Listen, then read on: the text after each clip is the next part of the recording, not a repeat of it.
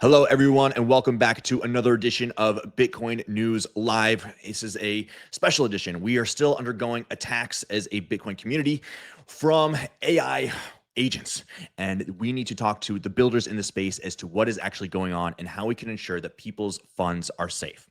So let's get into it. Last week, it was discovered that a Bitcoin hardware wallet called Coldcard failed to do the one job it exists to do, which is to generate a random number. Because of this weakness, over the last week, 1,600 Bitcoin have been stolen. CoinKite believes the attacker used AI to find a bug in their own AI review that it was missed just weeks earlier. 2 days ago, Boltz, a Lightning infrastructure provider, turned off its swap service indefinitely. No user funds were lost and their cryptography held up, but the team simply could not patch faster than the AI-enabled attackers were probing. Today, we are asking the people who actually ship this Bitcoin wallet software what it is like to build Bitcoin infrastructure when the attacker never sleeps, never gets bored, and never runs out of tokens. All right, let's bring up our guest today. We got Seth for privacy, Danny from Breez, and PretyFlaco, my friend from Blink Wallet. Gentlemen, thank you so much for joining us. Once again, as we have been saying for the last week, if you have a Coldcard device, especially those that have the firmware from after March 2021, please, we instruct you to calmly but also quickly move your funds off of these Coldcard devices, whether it's the MK3, 4, 5, or Q, and move it to safer pastures. There are wallets, exchanges, nothing else has proven to have any vulnerabilities in the Bitcoin ecosystem at this time. It's just purely a Coldcard issue, but we highly recommend you move your Bitcoin off of any Coldcard device that might be vulnerable. All right. To start off this conversation, I'd like to kick it off to Seth. You have been in this space for a very long time. Take us through, not day by day, but emotion by emotion. What were you thinking and feeling as this news broke? And I'm sure you had to help some people as well. Yeah, I mean, there's so much to get into here. It's funny you say that I've been here so long. It feels like I haven't been. And then, like, I think back through since 2017, like how many different cycles we've gone through, how many different events like this we've gone through.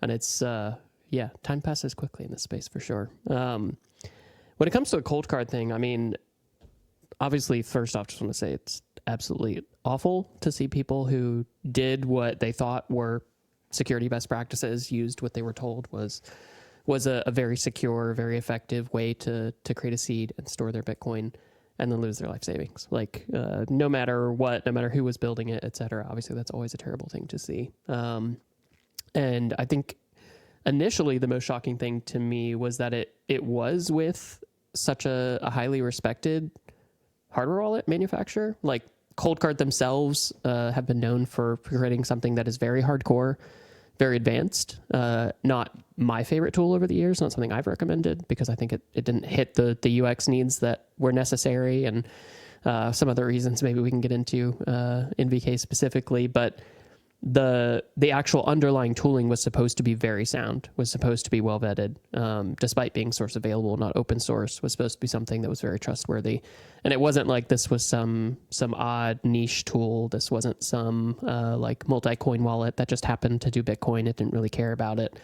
This was something that was explicitly Bitcoin only, that was explicitly built to do things in a secure and advanced manner.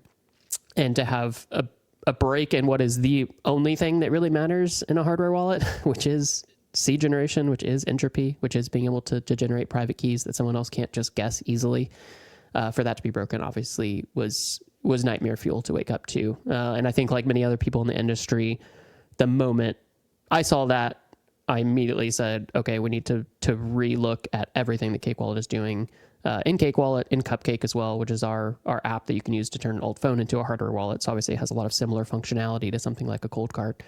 And to use all of the tooling that we've been leaning on and building out over the last few months, and especially since the Kimi K3 launch on the open weight AI side, to double check, like, hey, do we have anything similar? Is there a similar issue that maybe we've been missing and reviewers have been missing and auditors have been missing? And I think that was a huge wake up call for people throughout the industry, where a lot of like was a little shocking to me to realize that a lot of projects had not been doing that. They had not had outside audits. They had not been leveraging the latest AI models to penetration test their own software to make sure that their own tooling was well built. And so the first real reactions for me were, this is awful. I'm going to share anything I can find about what the actual issue is, what models it affects, to make sure that people are aware as quickly as possible. And then B are the things that I'm recommending to people secure? Are the tools that I have pushed for people to use for self-custody? Are the tools that we're actually building at Cake Wallet secure? And doing that double check there. Thankfully, that wasn't new to us. We'd already been doing all of that, but obviously you always take another look when something this major happens. I know a lot of people throughout the industry were doing the same.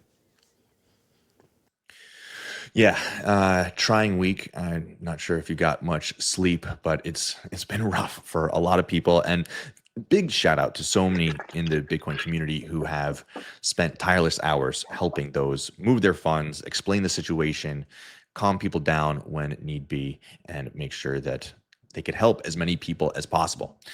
And now, Danny, you are over at Breez. You guys provide Lightning infrastructure. What is it like been for you guys? Were alarm bells going off when you heard about this? Have you guys been attacked? What is going on your side? I think, first of all, kind of what Seth said, right? Like, it's a trying week for most folks. I think now's probably the time for cool heads. I think that's one of the most important things. And the things that the reality of what happened in this situation is it's human error. And you go down a rabbit hole with all of that. But to move on to where Breez is at, no, business as usual. Obviously, Boltz went offline, so that was an issue for the small amount of partners that are still with our liquid implementation. Most of those who are like Cake Wallet using our Spark implementation, it's been running as usual. But of course, you've got to take these precautions in this new modern world that we're in. But I don't think these are new things. I think it's worth noting, again, to Seth's point there, these checks and balances, this auditing your code, etc. These are all things that are kind of given. Of course, things happen, right? You have to kind of roll with the punches and kind of move with it. I think, unfortunately, in the example of what happened with Coldcard this last week, it's a catastrophic issue. There's you can have bugs, you can have these things that happen. That's the nature of building. It's the risk that you take.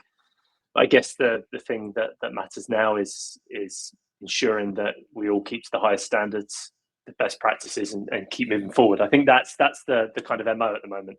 And but to reiterate, at the moment, one of the things that we communicated in the last couple of days is obviously the Boltz going down. We have Misty Breez.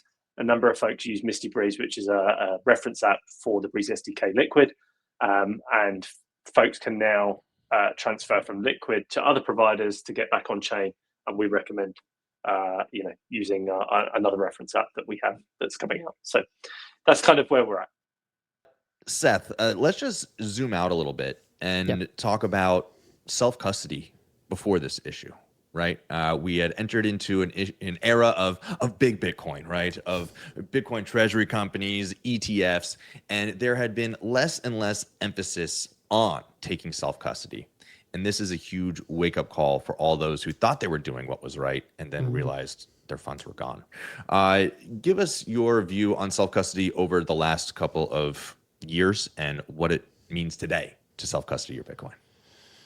Yeah, I mean, I think something that's been really interesting is that, there has been this massive push for shifting away from self-custody, quite honestly. A lot of people have been pushing ETFs, obviously. Exchanges have not gone away, unfortunately.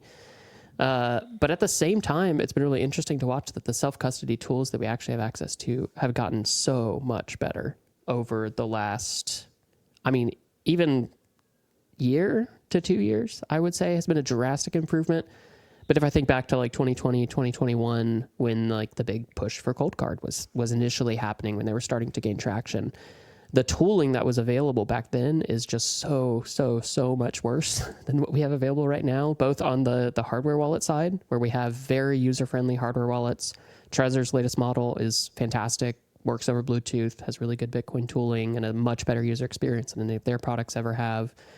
Foundation's Passport Prime has it feels like using a smartphone. You can install apps that give you different functionality on it. You can vibe code your own apps with AI these days. And the space as a whole has gotten to where it's drastically simpler to self-custody.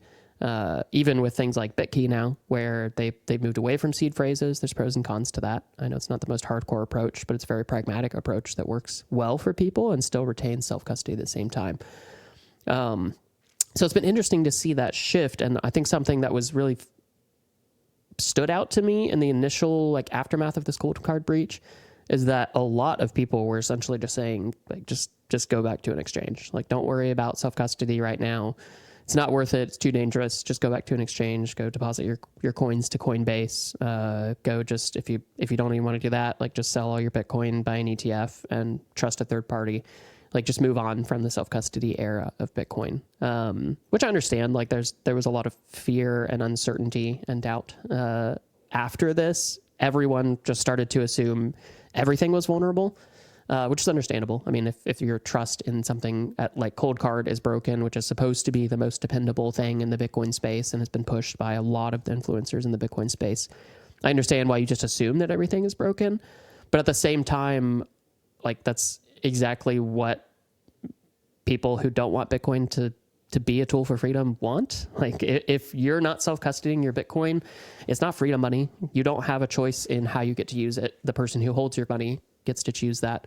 And so this was inevitably going to be a push away from self-custody. But I think the thing that that will come out with on the other side of this, it's obviously it's not a good thing that this happened, but a good outcome of this terrible situation is that not only will projects that needed to be hardened be hardened, we've seen a lot of improvements, a lot of patch releases, a lot of app updates already throughout this, where people are realizing okay, yeah, we had some serious security issues. We'll get this fixed now, and we'll move on, and we'll build better processes.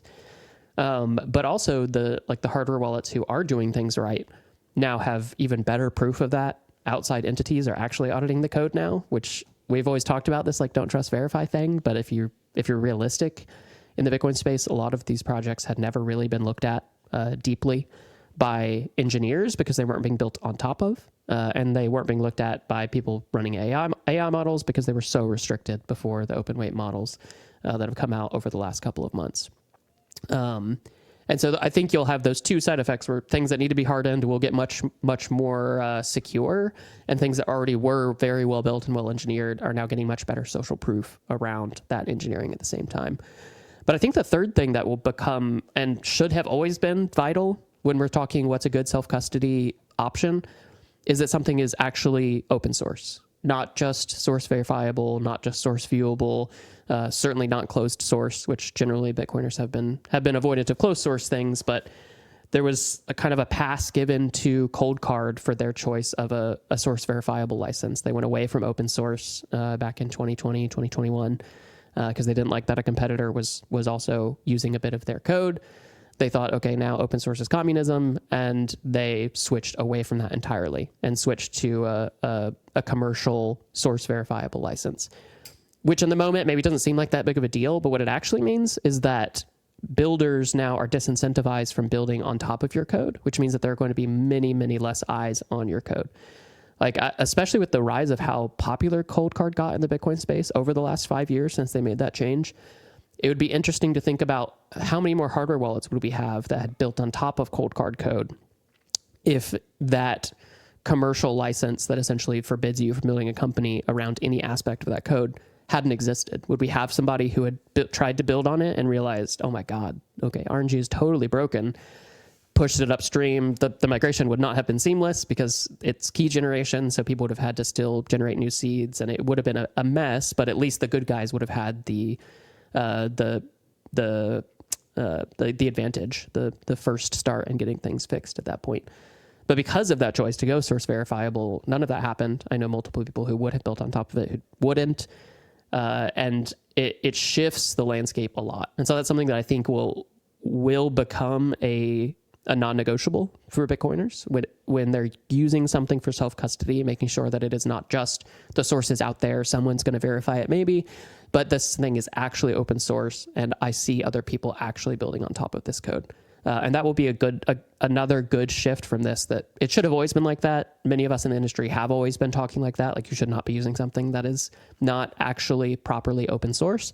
But that I think will be another shift that comes out of this in the self-custody space of leaning on open source more and more. And I mean, you at your former role had a front row seat to all this. And so I'm sure this has quite the personal. So actually, there's one piece of news that came up this morning. Wicked has been so good at raising the alarm, making sure that people move safely, explaining step by step what actually happened with this entropy bug. But he came out this morning and said, maybe we should be looking at other Coldcard devices as well. You got to unplug your block clock, which actually I just did because it's behind me right now, but I unplugged it. Seth, do you think that there's anything to be worried about in terms of a block clock sending pings back to CoinKite HQ in Canada? I mean, you'd hope not. I don't think there's any there's no security critical thing. I think obviously the only concern would be if any of that stuff is closed source. I can't remember if block clock is open source. I think they were, and they also went source verifiable because somebody started building their own hardware on top of the software, and so they sent them a cease and desist and forced them to legally shut down, which is great open source behavior.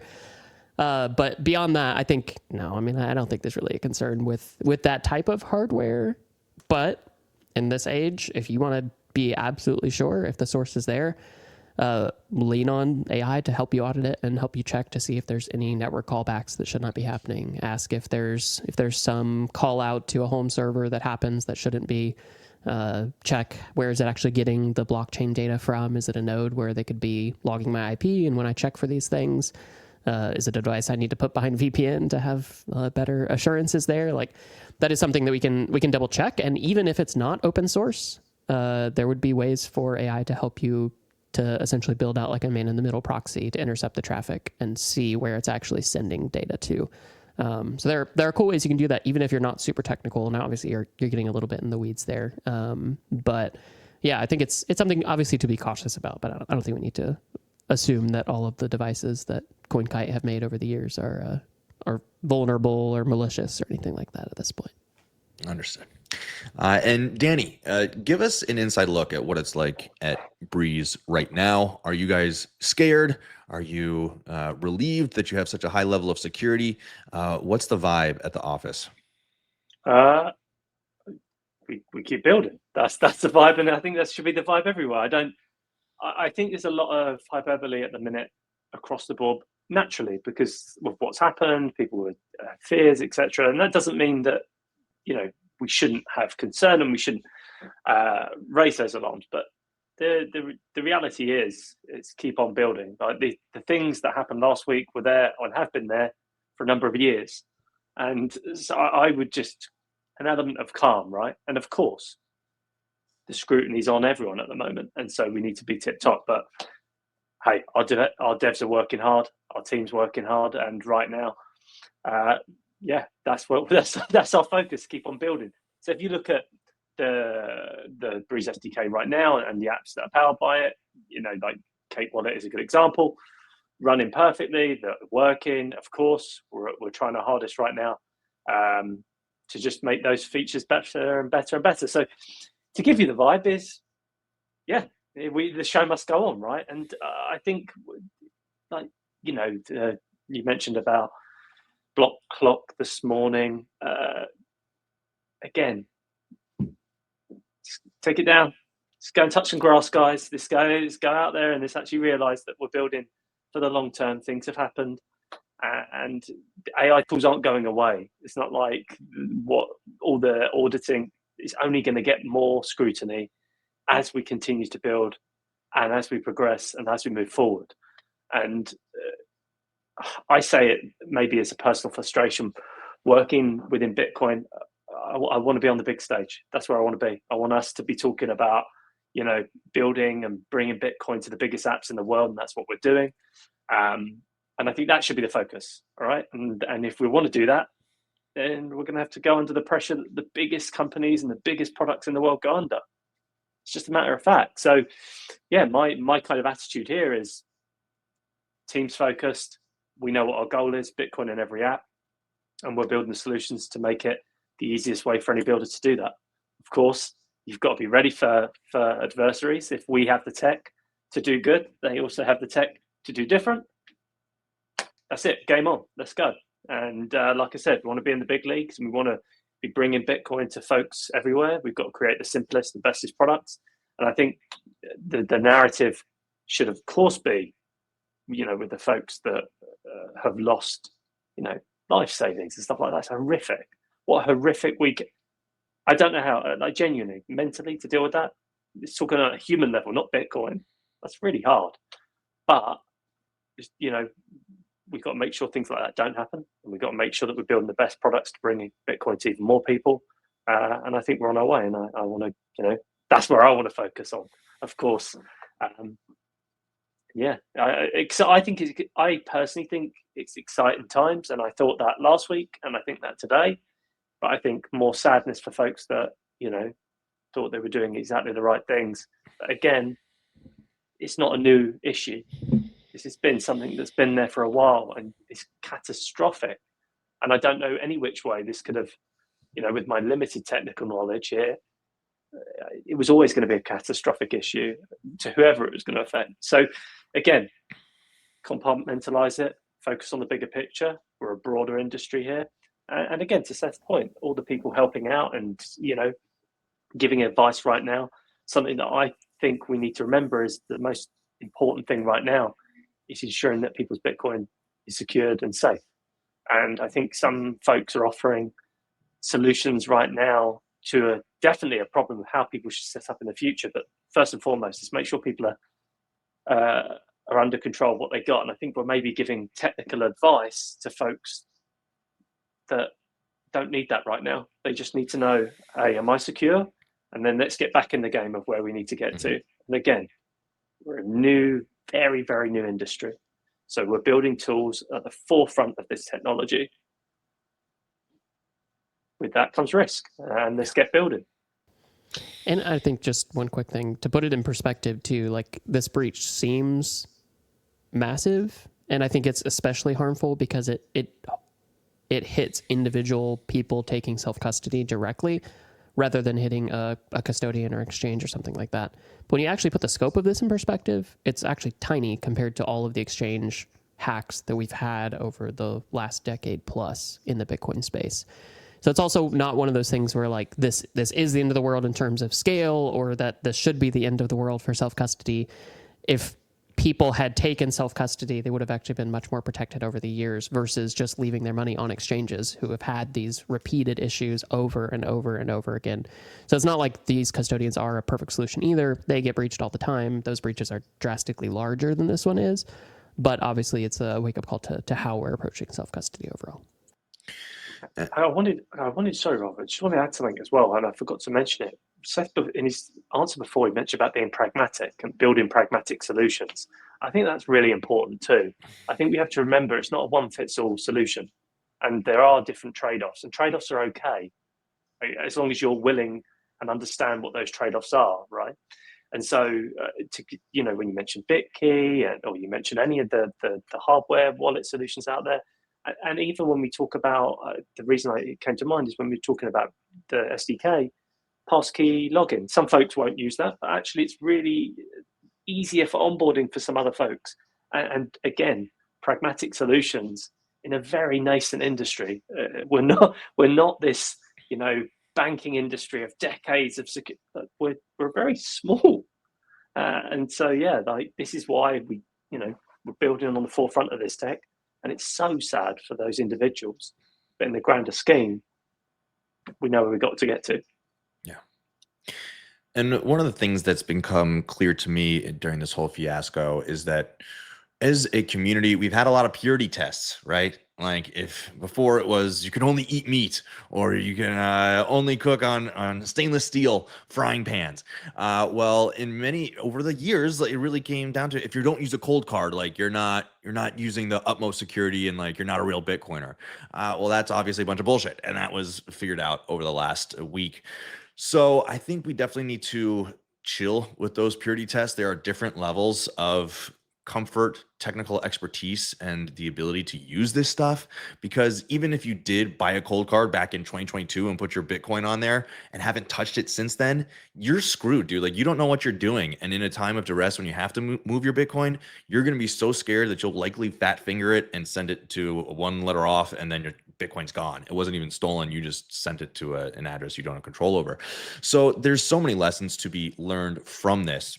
My question over for Seth is, why does the Bitcoin community seem to be dealing with this first, right? I mean, of course, you can steal Bitcoin and then you have a monetary asset right under your control. But why Bitcoin? Is it because it's open source? There's a lot of projects that are out in the open. Why Bitcoin? I think it's very Bitcoiner of us to think that we're the first dealing with this, because we're not at all. If you watch the broader cryptocurrency space, we've seen a massive increase in hacks, bridge attacks, DeFi exploits happening across the Ethereum and EVM space. I was trying to find the chart real quick, but I couldn't pull it up. But somebody charted essentially when the open weight models went live, what the hacks had looked like in terms of volume since then. And there's been a massive, massive increase in the broader crypto space. And it actually happened first there. I think on the Bitcoin side, this is the first hardware wallet that's been breached like this. So obviously that is unique about it. But this was inevitable. I think that was one of the things that was most shocking to me, was like, I did not think we at Cake Wallet, or I, was ahead of the game when it came to security. Like I have a cybersecurity background, so I'm always thinking that way anyways. And so we'd been using the most cutting edge tools we could the moment they came out, really pushing hard on that. But I just kind of thought everyone was doing that. And I know other people in the space who I really trust were doing that. But I think I had the false notion that was just a broad understanding that like these tools are going to be used to break what we build. We have to break it first so that we can fix it before other people discover those issues. And I think we just kind of got caught flat-footed. And I should have raised the alarm more, quite honestly. Like I've been talking about this some publicly, but I should have been more vocal that like this new paradigm changes everything. Like the moment Kimi K3, a really good open weight model that's fantastic for cybersecurity purposes, the moment that dropped, the world changed. And I don't think a lot of people grasped how much that was going to impact our industry. And again, like we talked about a little bit before we actually were rolling here, where like they could be attacking anything. They are attacking other things. Obviously, there's been a lot of AI-driven cybersecurity incidents over the past year, really. But when you think about cryptocurrency, Bitcoin specifically, all the other things that they breach, let's say they break into a big corporation, they steal data, and they install ransomware, they hold it hostage, and they wait for a payment. Like the risk and the time involved just to get the money at the end of the day, probably in Bitcoin, is immense. When I can just hack a Bitcoin wallet, a Bitcoin exchange, a DeFi platform, whatever, I get the crypto immediately and I have money that I can then use. Obviously, like actual off-ramping, using it safely for the attacker, that sort of thing is hard, but you get money immediately. It is a very clear risk-reward trade-off. And the fact that we can't reverse crypto payments, obviously, also makes that even more impactful for them. So I think that was something that was shocking to me, was that like we didn't see this coming more, and that more projects, more companies in the space weren't pushing hard on using these frontier models to audit their own projects and make sure that there weren't critical issues. And yeah, we kind of got caught flat-footed, but we weren't the first. We're usually not the first. Like even when we talk about like Operation Choke Point 2.0, I think also a lot of people in the Bitcoin space think like that was tested on Bitcoin, and that was where they proved out this model of how they could restrict on and off ramps. But that happened in Monero years before it happened in Bitcoin. The exact same playbook, the exact same approach was happening in the Monero space to either prevent listings or cause delistings of Monero on exchanges, even when there was no law, there was no regulation, there was nothing that would have made that happen. Bitcoin's usually not the first in these situations, but because of its scale, it will always be attacked in the same ways. But a lot of times they're going to go prove something on something smaller, something they can keep a little bit more low key, and then they'll bring it to Bitcoin when they're ready. So I think we should expect that trend, and we have to be conscious that I understand people want to be Bitcoin only, Bitcoin maximalist. If that's the only asset you want to use and hold, that's totally fine. But we can't keep our head in the sand and think that we can just do our own thing and that whatever's happening out there does not impact Bitcoin or the tools that we use for Bitcoin. We have to be aware of what's going on in the industry to be able to keep our Bitcoin safe, to be able to keep the tools we're building as builders safe. We got to keep our eyes open. Yeah, I mean, I'm guilty of it. I was laughing at all these DeFi hacks over the last couple of months, and now look at us, look at Bitcoin. It's bit of egg on the face for everybody here, but we move on. And Danny, you guys with the Breez SDK, you allow Lightning payments to be put on almost any app easier than it's ever been before. And you encourage people to build, to go out, vibe code, make stuff, and then you can add Lightning payments with your guys' SDK. Do you still encourage that? Vibe coding, building apps where money's involved in the light of everything that we're seeing over the last couple of weeks? Yes, I do. I think there's so many facets to all of this. I think, and why maybe people feel this way. First of all, the purity test. That's absolute nonsense. It's just nonsense. Like it's a small subsection of a very noisy people that dominate a very small echo chamber. We're not the first, and then move on to the hacking and stuff like that. We're not the first. We're not the last. Energy grids, you name it. This is all happening. So again, nothing to do with us. When it comes to the Breez SDK specifically, yeah, of course, we should continue building, but everyone should accept the risk. There's always risk in whatever you do. And to Seth's point about that immediacy of the risk reward here for someone, an adversary, is that they get immediate access to liquidity. Immediate. That's the risk. But no, like people should be building, people should be experimenting and understanding that. And we're seeing it, by the way, not just vibe coding. We're talking about all scales. What AI has done is accelerated the roadmap. It means that teams that may have put something out in the future are coming and going, hey, we can do this. Let's get this go. And of course, there's various levels of different builders here. So we go from enterprise grade, people that are managing, millions of users, to Danny, who made a Pokemon inspired Bitcoin wallet. That's the fun of it. But yeah, we shouldn't be. It's been, and it's very hard at times like this to not sound callous. And I think it's worth, again, reiterating, people losing their funds, hearts with them, but we've got to continue to build. We can't all be doom and gloom here. And I'm most definitely not. I want to see more and more apps, and my goal is Bitcoin in every app. And that's the mission that we're on. And I don't care about who you are or where you are. I want to put Bitcoin in your product. And so that's from the crypto DeFi platforms to messaging apps like Radar, shout out, to social media apps. That's what I want to see. We're meeting people where they are. And if you want to be a grown up and you want to be bring Bitcoin to millions and billions of people, that's where you got to get over the purity test and the nonsense that those folks want to talk about. Because irony is, the more you work in the space and the more people you meet, people around the world, you'll notice that some of the most quietest people out there use Bitcoin far more often than those that are the loudest.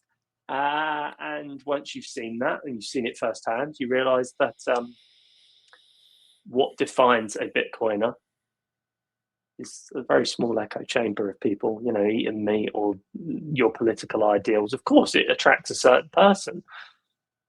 No, I want my nan using Bitcoin. That's the goal. And so again, I go back, and maybe because I'm basic and the way I see the world is that I just can't buy into the nonsense. I'm done. I want to be in the big leagues. I want to be talking about Bitcoin in the way that I see its use. I want freedom money in people's hands with as minimal trade-offs as possible and giving them the best UX. And to do that, we've got to bring them the best developer experience. And that's what we do with the Breez SDK. Yeah. Something I can add on to that too, because I was actually just thinking about this yesterday. I actually started a new, I hate the term vibe coding because it just implies like that an incompetent person is making something poorly. Like, I don't know if I would say vibe coded, but AI assisted maybe is a better term. But I started building something new around the Breez SDK because one issue we ran into in the middle of all this is that on the CakePay side, which is the product where we sell gift cards and debit cards to users, we've accepted Lightning for like a year plus. But we've done it via the Boltz plugin in BTCPay, which is super nice. It's worked really well. It was by far the best solution when it came out to accept Lightning on a BTCPay instance. But it does use the Boltz swap service and Liquid under the hood. Both of those worked really well until Boltz shut down 2 days ago and have no ETA of when they're going to come back up. So obviously we needed a better solution to lean on BTCPay. And so in the interim, we swapped to actually a Blink plugin. Unfortunately, Flaco's not here. Hopefully we can get him back on. So we swapped to their plugin, which I really like. Super, super simple. But basically it relies on you installing their app and then getting the Lightning username and using that in the plugin, which works well enough. But obviously I don't want to be locked into one specific app for actually receiving those funds. Like it's a merchant service where we receive a lot of money. I don't want to receive all of that into a hot wallet that I then have to manually sweep. So I needed something that would be able to enable the flow I already had with the Boltz plugin. And so the Breez Spark SDK is what we're already using in Cake. We're very familiar with it. We already build on it. So I started building out a new BTCPay plugin that uses the Breez SDK under the hood and that automates sweeps back to on-chain when you get over a certain threshold, that can reuse the hot wallet seed in your BTCPay server for simplicity if you want, or you can obviously generate and use a new one. And that keeps a lot of the base functionality that you need from the Breez SDK there. And then a long-term thing that I'm really excited for is I'll also build it out so you can use stable balances via the Breez SDK, where you can accept funds via Lightning, take payments that way. But if you don't want to deal with the volatility of Bitcoin, you accept via Lightning and it's immediately automatically swapped behind the scenes for stable coins. So you can hold the stable coin and then you can just send that off to an exchange and sell it, or you can hold it in self-custody, whatever you want. You choose what you actually do with it after the fact. So like that was a fun thing. Like I had that same thought though of like, is this really the right time for me to be building something on Bitcoin software? Like when all of this stuff is going down. But it really just gave me a good chance to test out what a new approach to building stuff like this is, which is yes, AI assisted, yes, using something that we already understand, that I already understand very well, but also understanding that a core part of building software now has to be using good open weight models to validate what you've built and to make sure that there are not critical vulnerabilities in it.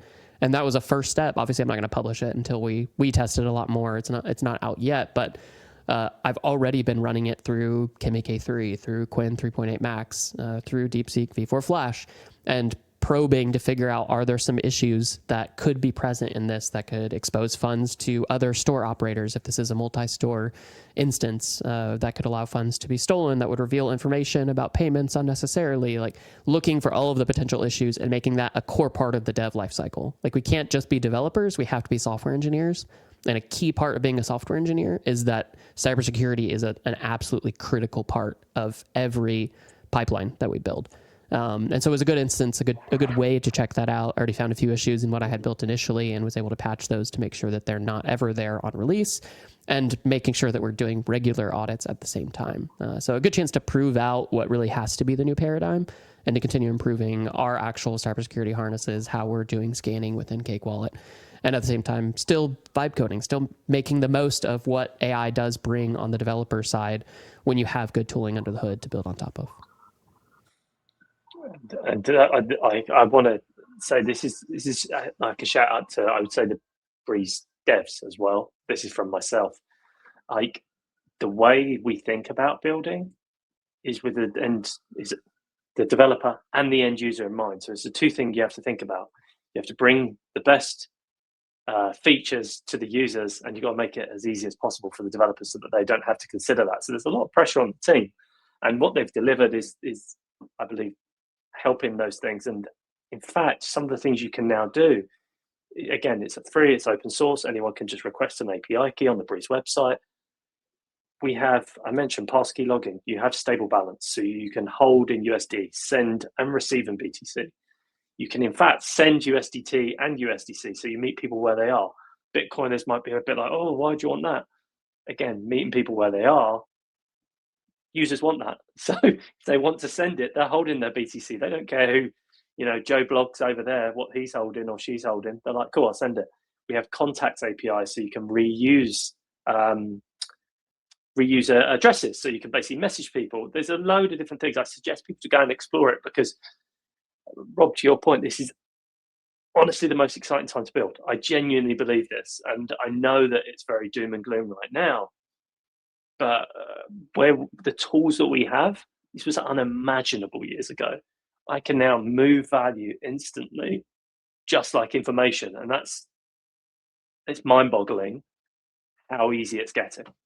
And we can build something so much more rapidly than we could and audit it so much more rapidly. I think that's maybe another piece that's totally missed in this is, as someone who has helped oversee cybersecurity audits in the past for projects, it is tens of thousands to hundreds of thousands of dollars, depending on the scope of the project. It is a month plus, often a lot more than that, to actually get an audit back.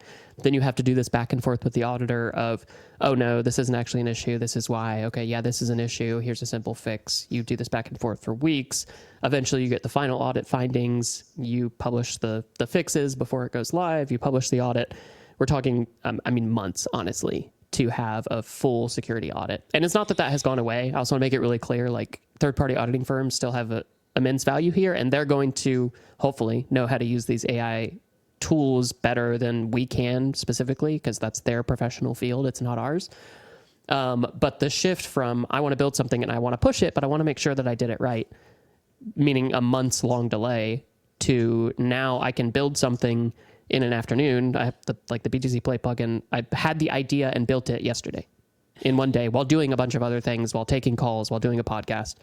And then I audited it as well yesterday. And again, I'm not saying it's perfect. Like, there are still improvements to be made. This is just an MVP and doesn't include like stable balances and stuff. But to think, like, could I have even built a Lightning plugin that worked reliably pre-Spark, pre-Breez SDK in a week? I mean, a day, certainly not. And then to audit it, absolutely, that would have taken months. And I probably would have never done it, because I'm not going to spend $20,000 auditing a BTCPay plugin that I'm not going to make money from, and that's open source, and I'm just publishing because it's something I need. Like, it completely changes that paradigm, and the speed and the cost savings for how we can do security audits now is another huge piece of, like, actually making things better. Like, it does feel right now, if you were a Coldcard victim, 100%, you have a right to feel like heartbroken. I understand how painful that is, but there's also going to be a lot of good learning and a lot of good hardening that happens in the industry, and tools will get drastically better in terms of security as a result of this, because of the tools that are available now. All right. Well, next I want to dive into the Breez SDK, Lightning, and Entropy, and how we can trust you guys. Can we verify? But before we get into that, we got to give a shout out to our sponsors over at Rhino Bitcoin, because before, getting access to Bitcoin financial services was slow, clunky, and scattered across all these different platforms. But Rhino is changing that. Rhino is a next generation Bitcoin banking app designed to handle all of your needs in one place. Of course, you buy Bitcoin with zero fees. Get more sats for every dollar that you spend. Make payments over the Lightning Network instantly and with near zero fees there as well. Send cash globally over Bitcoin rails fast and easily. And DCA, set up automatic savings so you stack sats on your schedule and build wealth over time. Soon with Rhino, you'll be able to pay bills, direct deposit, and even save for retirement, all within this one app.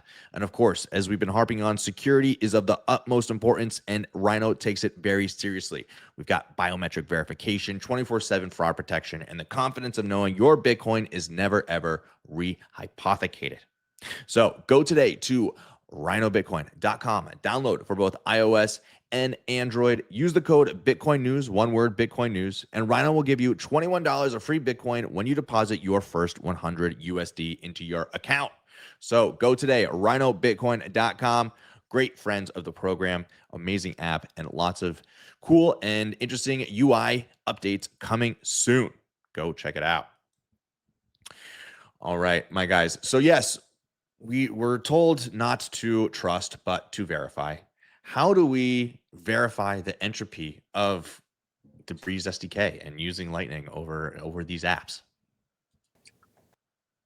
Well, I think first of all, the thing that is most important here is Breez is free and open source, so you can go and view everything. When it comes to the mnemonic itself, teams have to go and find their own package to do so. So that's where that kind of sits. And so obviously, I think Seth will be better to talk about that, especially when it comes to Cake and the experience they have with that. But if anyone wants to head over to Breez and our GitHub, like I said, it's all there. You can go and read about trust, don't verify, don't just listen to me, and listen to our partners as well. And Seth, I don't know if you want to pick up on that because I think it will sit more in your lane. Yeah, for sure. And that was something that was fun in the wake of all this, was digging into the Breez SDK with these same auditing tools, because obviously I wanted to make sure that the things that I was telling users, the things we'd implemented, were well done upstream, that they weren't going to be something where we were inheriting some flaw that would cause problems for users. But like Danny said, the actual wallet generation, that's all going to be handled by the actual app that's building on the Breez SDK. It doesn't do that, so it's not relying on that. It doesn't need to do anything special for that. So you don't need to worry about that on the Breez SDK side. But when you're talking about what wallet you're using or what tool you're using that leverages the Breez SDK, obviously then the entropy and the actual password private key generation really matters. The nice thing to clarify is, especially on the mobile side, RNG doing it properly and securely is stupid simple and I was going to say can't really be messed up. That's obviously not a good phrase to use here. Would be very, very difficult. You'd almost have to be like, it would be very difficult to mess up at this point, because both Android and iOS provide very good sources of true RNG directly from the secure enclave. It's a hardware secured source of RNG. That essentially, as an app developer, you can make a simple call and get back proper RNG. If there's a problem with the true RNG generation within the secure enclave, it will either not provide the RNG or not even offer to provide the RNG. And so your app would just fall back and say, something's wrong here. We're not going to do this. You obviously would not implement a fallback to software RNG, like was a core part of what the Coldcard issue was. You wouldn't do that on mobile. And you would rely on that, and if that RNG is messed up for whatever reason, you just would not create a seed. You would not create a private key. Now, the caveat is obviously that is trusting that the true RNG within the secure enclave works correctly. But if that is broken, you have way bigger problems than your Bitcoin hot wallet being broken. Because if the source of entropy, like on your iPhone, for instance, were broken and not working correctly, and there was some vulnerability with it, that would mean that all of your iMessage messages are not actually encrypted and can be trivially broken and revealed, that all of your uploads to iCloud can be trivially intercepted and decrypted, that even things you're putting in iCloud keychain, like all of your passwords, your pass keys, maybe your seed phrases, whatever, would be trivially broken. And essentially everything that relies on encryption or cryptography within the system would be completely hosed, and your iPhone would be easy to pwn, and all of the services you use would be easy to pwn. So you would have much bigger problems if it came to that. But yeah, thankfully on the mobile side, it's much simpler when it comes to actually checking how an app does entropy. It should be very simple calls that any AI auditing can very quickly reveal what's the approach, how's that actually implemented. And it's something that can be done really reliably and safely today on mobile devices. With Coldcard, it's tricky because they're creating a device from scratch. They're building the hardware. They're using an off-the-shelf microcontroller, but it's very straightforward and had the RNG sources like they talked about. They were supposed to be using them from the secure enclave, but they're building the OS from scratch, and that is where they went wrong essentially, is whoever created the libngu package, and there's some interesting stuff happening behind trying to figure out who that actually was. Apparently there was a CTO co-founder of CoinKite that no one knew and basically didn't exist, and used NIMS to contribute even to CoinKite's own repos. There's a lot of weird stuff happening there, but they had to do that themselves, and that's where they messed something up. When they were doing that transition from open source to source verifiable, they wanted to replace the open source package that they were using for RNG, and that's where that bug was introduced, that they just weren't even using the entropy sources on the Mark III at least. But yeah, on mobile, very straightforward. But again, this is a really cool new paradigm where you can say, hey, here's the source code for this app. I'd like you to audit the entropy and key generation and make sure that it's secure, and let me know if you find any issues.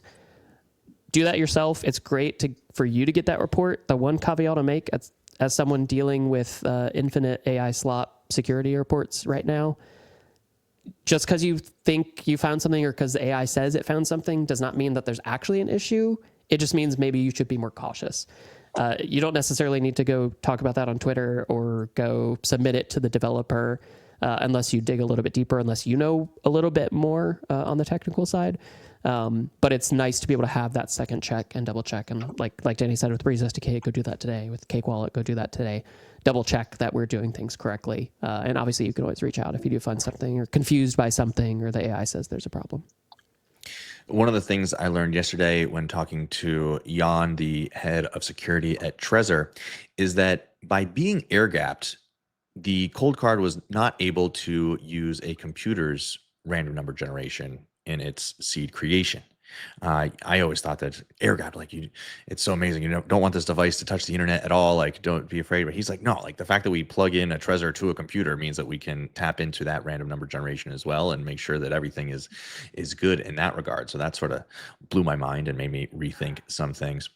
But as we round out this conversation, I mean, I definitely want to talk about building and what is possible in this age. Just to round out, I mean, you guys just made Radar Chat. Explain to the crowd what that is, and then I want Danny to talk about some of the cool and projects you might not have thought about before using Bitcoin now that this is possible with the Breez SDK.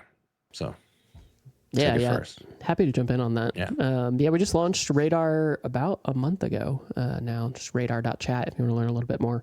And the goal there is, I think, to put into place a lot of the vision that Roy and Danny and the rest of the Breez team have had, which is that we're not going to be in this paradigm where the only way you use Bitcoin is in a wallet app that is only for sending and receiving Bitcoin or doing Bitcoin related things, but rather that Bitcoin needs to become money that you just use throughout your daily life in different apps, in different tools that you already need and you want access to Bitcoin in.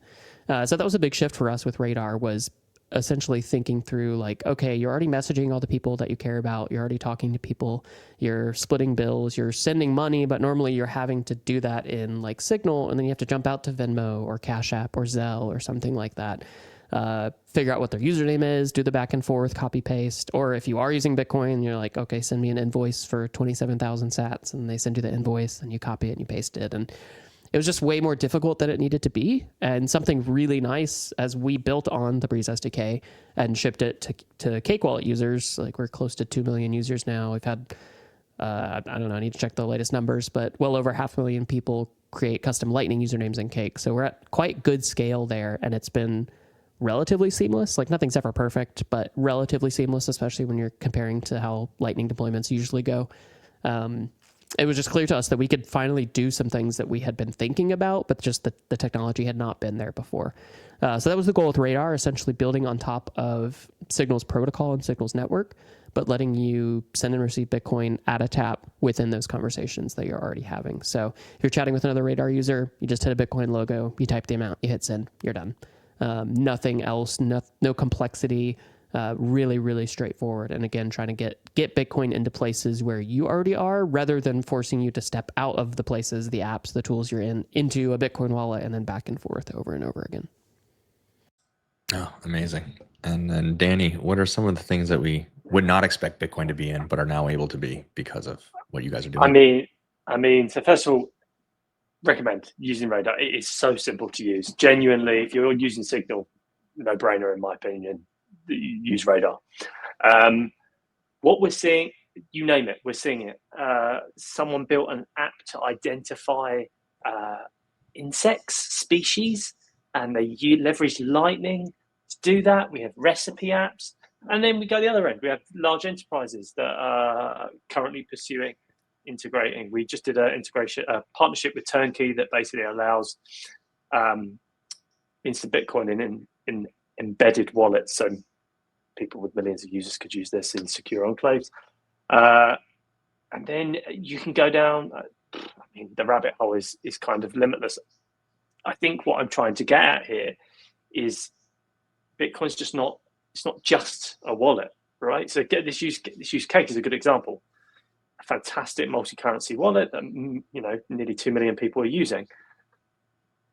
That's one use case, but there are so many out there: messaging, social apps, remittance, payments. You want to put it in CakePay. We're seeing it all, and so again, to the points that Seth kind of brings up here really neatly, is it's never been easier to do this. This is the best thing, and not only is it easy, the tools are fantastic to use. So the UX that a user's experiencing is best in class. It just is. Like, I can move value now. Like, there's no reason that within this video stream, me and you could easily add Bitcoin to this and then just move value between each other. It should be everywhere. And once you start moving, I recommend folks reading this. It's on the Breez website. If you go to like our vision page, there's a piece that Roy did about the utility of Bitcoin. It's a terrific read. It's a long read, but it's a terrific read.